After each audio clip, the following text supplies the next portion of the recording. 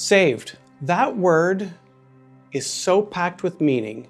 Salvation, saved. In the biblical context, the understanding of that word comes by understanding the Greek word of it, which is sozo. Sozo, a four-letter word that has so much meaning. We've learned this together. Today, we're going to be talking about saved as it refers to being rescued.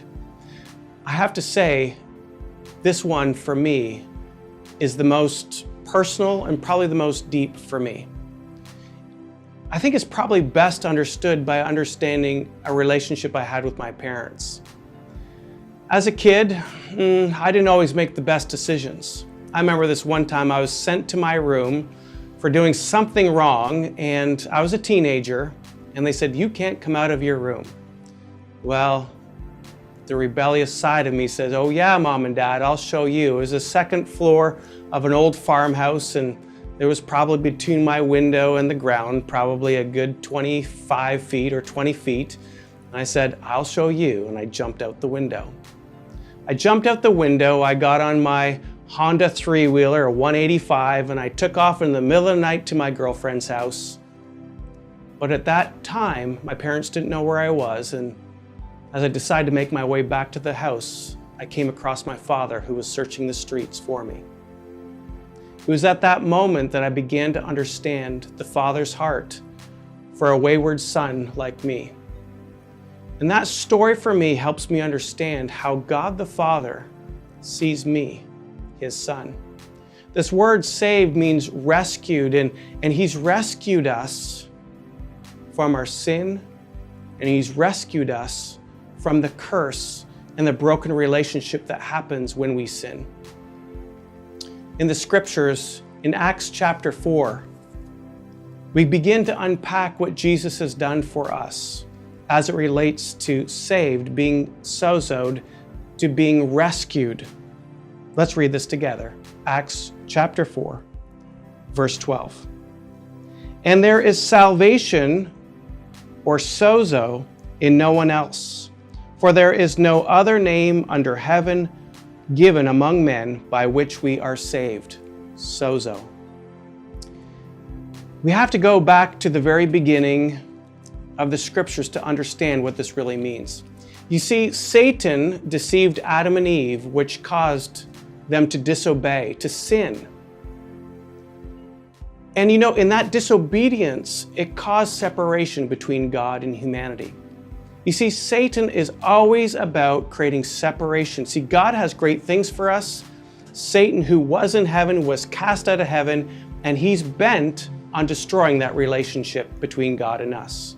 You see, in that relationship, our Father in heaven, he wants to be close to us because he has good things for us.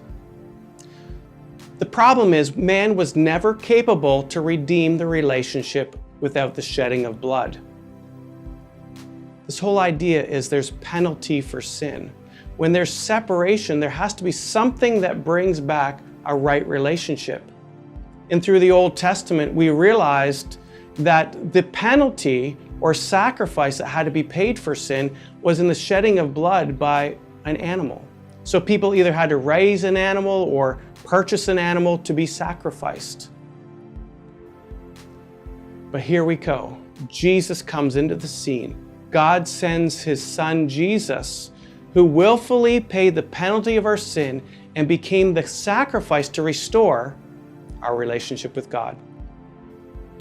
Oh my, did you catch that? Jesus paid the penalty for us. You see, Jesus allowed himself to be nailed and crucified to the cross because of his great love for all humanity, to rescue us from condemnation and the curse of sin.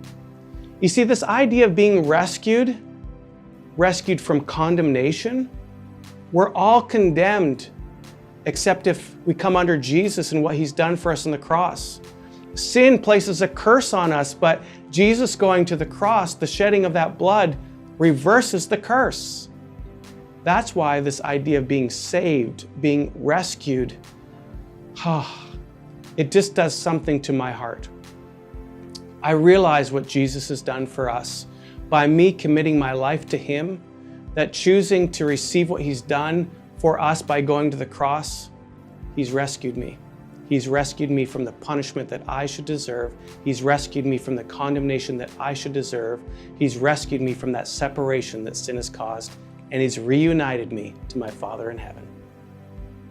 Saved, being rescued, so powerful. Let's take a moment to pause to ponder these questions as it relates to this session.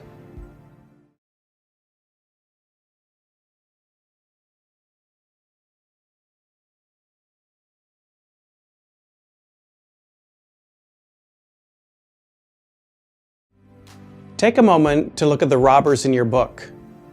Identify those things that are keeping you from living the sozo life.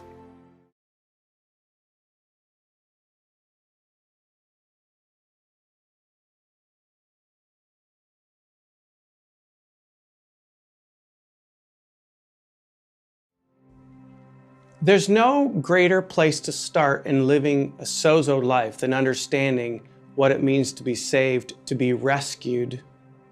And this is what Jesus has done for us. He's rescued us. He's rescued our life from eternal separation from God.